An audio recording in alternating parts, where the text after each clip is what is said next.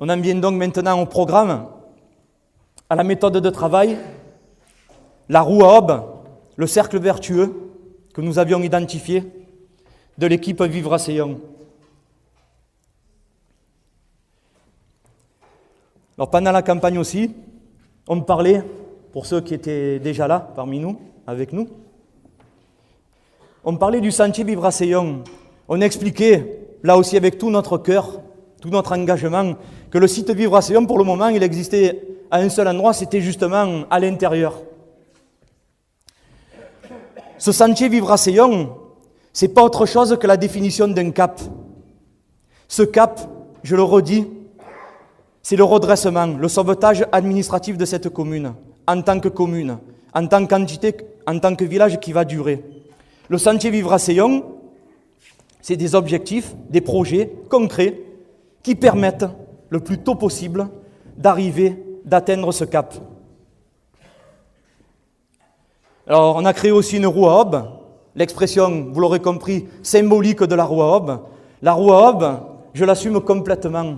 La roue à aube, c'est simplement l'idée qu'on a besoin, sur des thématiques identifiées, sur des projets identifiés, sur des axes identifiés, de remettre un village en mouvement.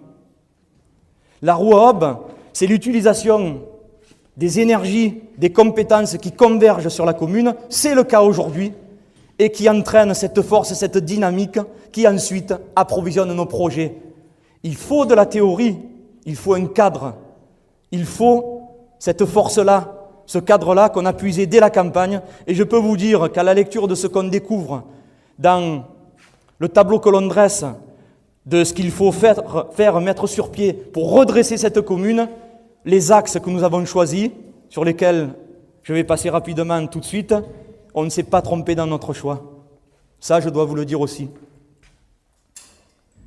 Alors, je viens d'expliquer ce qu'était pour nous la nécessité de recueillir en amont beaucoup d'énergie, parce qu'on partage, vous comprenez, n'ayant rien à cacher, et ayant cet engagement, cette volonté d'assurer la survie de cette commune, de notre Seillon, on recueille des compétences et on les dirige vers ce qu'on appellera plus tard et le plan de redressement de la commune et les projets qui vont atteindre ce cap.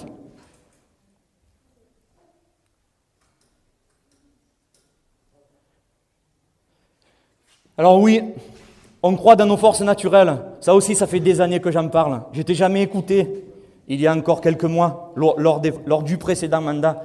Nos forces naturelles, mais c'est Seillon qu'on connaît tous et que d'autres connaissent.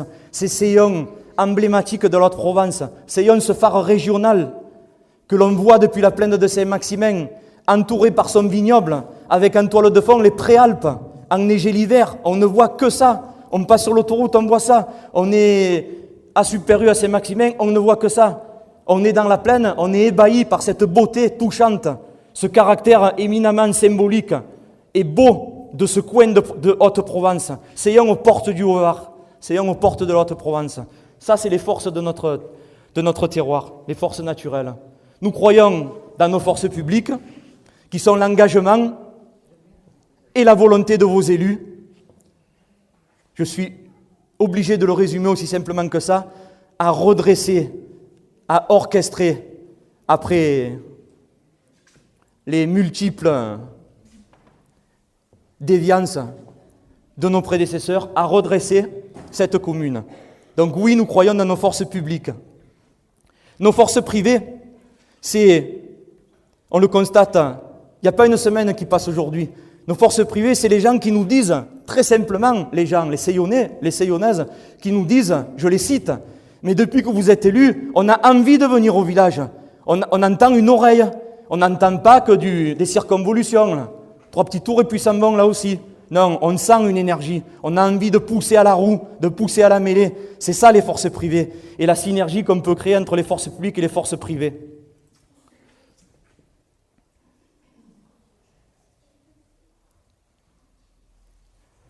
Notre roue à aube, dans sa version moderne, notre cercle vertueux, la première pastille, la première brique, c'est la gestion. La gestion, c'est la colonne vertébrale. Vous avez vu en matière de gestion ce qu'on était obligé de redresser. La deuxième brique, c'est l'urbanisme. L'urbanisme, c'est où est-ce qu'on met quoi? Quel type de projet? Où on préserve? Où est-ce qu'on aménage? Où est-ce qu'on aménage en préservant de toute façon? Ça, c'est l'urbanisme. L'attractivité économique, c'est créer les conditions, nous sommes en train de le faire, les conditions de l'arrivée, là aussi, dans de très belles conditions, de porteurs de projets économiques, qui sont à leur tour des développeurs économiques. Mais après avoir accueilli ces porteurs de projets économiques, il faut la médiatisation. Parce qu'un boulanger, aussi fort soit-il, qui produirait le meilleur des pains, les meilleurs des viennoiseries, si on ne connaît pas son adresse, il ne peut pas réussir. Ces commerces créent du service par leur arrivée même, génèrent de la richesse et créent l'émulation, lancent une dynamique humaine. C'est de cette manière-là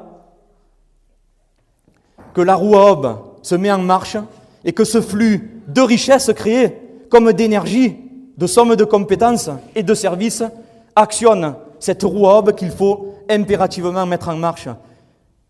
Nous y croyons tellement, mais à l'usage, dans ce que nous constatons, chaque fois que nous redressons un tapis, que nous voyons un tas de poussière, chaque fois, parfois plusieurs fois par jour, c'est à peine pensable ce que nous avons découvert. Chaque fois que nous redressons un tapis, disais-je, et qu'on retrouve un tas de poussière ou bien autre chose, on comprend à quel point la roue à aube était grippée. Et ça commençait par la partie gestion, vous l'avez compris, gripper un point, que c'est à peine imaginable. Sur la partie urbanisme, n'en parlons même pas. Tout le système étant grippé, il a fallu passer du temps, et beaucoup de temps.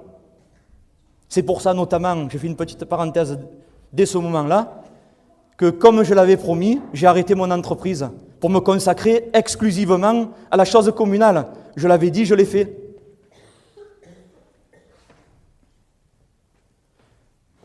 Pour mettre en place cette stratégie, je veux retomber dans cette énergie, mais qui est aussi un peu de la colère. C'est obligé d'être dans cet état-là. Par contre, ça faisait partie de la campagne aussi. Dans l'état où nous nous apprêtions à trouver la commune, nous avions annoncé qu'il faudrait 1 an pour recréer l'ambiance. On est à 6 mois. Je rappelle qu'on est à 6 mois de mandat. Et qu'il faudrait inévitablement 2 années supplémentaires pour faire naître les premiers projets et redémarrer le village.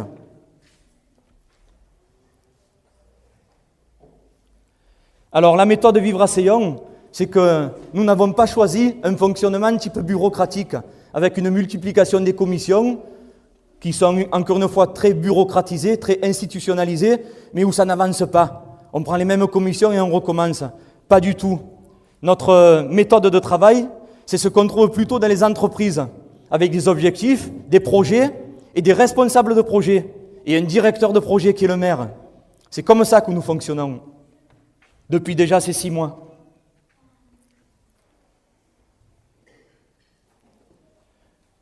On s'est organisé autour de 3 thèmes. L'activité opérationnelle, c'est simplement répondre, et parfois dans l'urgence, aux besoins des habitants, les accueillir au quotidien là aussi. C'est aussi les objectifs et les projets, ce futur, on le disait aussi, ce futur qu'on s'attelle à vouloir déclencher avant que ce futur s'empare de nous. Ça, c'est les objectifs et les projets. Et la stratégie politique, j'en disais un mot tout à l'heure, c'est savoir et évaluer dans quel monde nous vivons aujourd'hui, sans stratégie politique dans le bon sens du terme, être un bon ambassadeur de sa commune, porter une parole qui soit crédible, être reconnu, être respecté. Ça, c'est de la stratégie politique. C'est ce que nous nous attelons à faire aussi depuis 6 mois.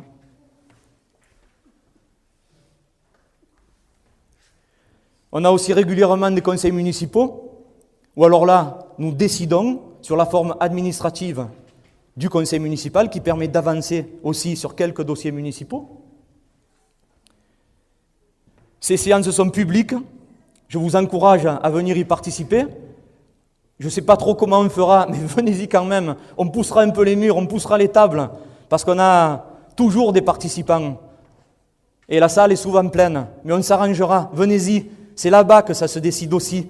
C'est la maison commune, c'est chez vous. Et ce conseil municipal, c'est 100% de transparence. Il y a des comptes rendus en mairie et des comptes rendus sur le site vivration.fr. Puis on n'oublie rien du tout. C'est pas simplement l'expression protocolaire institutionnelle. Je mets un visa, j'envoie le compte rendu au préfet, il me le renvoie, et c'est en interne, on ne parle de rien. Non, nous on parle de tout. Parce que, j'allais dire, avant d'être des élus, on est d'abord des citoyens, comme vous.